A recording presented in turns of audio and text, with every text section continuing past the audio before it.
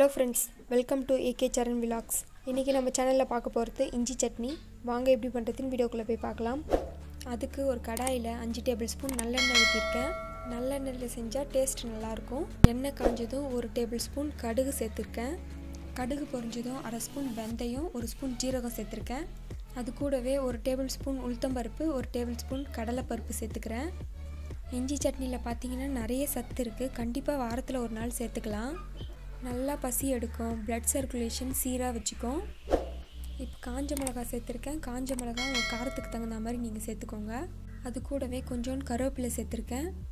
கருவேப்பிலை சேர்த்து லைட்டாக வதக்கினதுக்கப்புறம் 1 ஸ்பூன் மஞ்சள் தூள் சேர்த்துக்கிறேன்.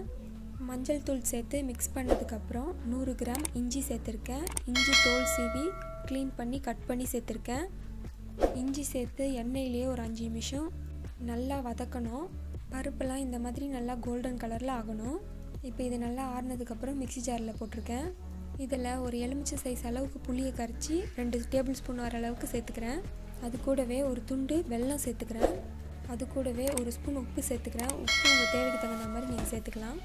இதில் கொஞ்சோண்டு தண்ணி ஊற்றி இப்போ இதை நம்ம அரைச்சி எடுத்துக்கலாம். இப்போ பாருங்கள், நான் அரைச்சிட்டேன். இப்போ நம்ம இதை தாளிச்சிக்கலாம். நம்ம இஞ்சி சட்னி எடுத்துக்கிறதுனால நல்லா ஜீரணம் ஆகும், நோய் எதிர்ப்பு சக்தியும் அதிகரிக்கும், உடம்புக்கு ரொம்பவே நல்லது. இப்போ அதே கடாயில் 1 டேபிள் ஸ்பூன் நல்லெண்ணெய் ஊற்றிக்கிறேன்.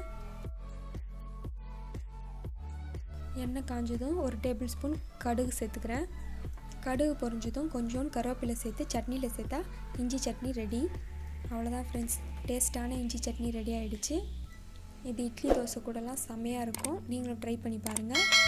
இந்த வீடியோ உங்களுக்கு பிடிச்சிருந்துச்சுன்னா ஏகே சரண் விலாக்ஸ்க்கு லைக் பண்ணுங்க, ஷேர் பண்ணுங்க, சப்ஸ்கிரைப் பண்ணுங்க.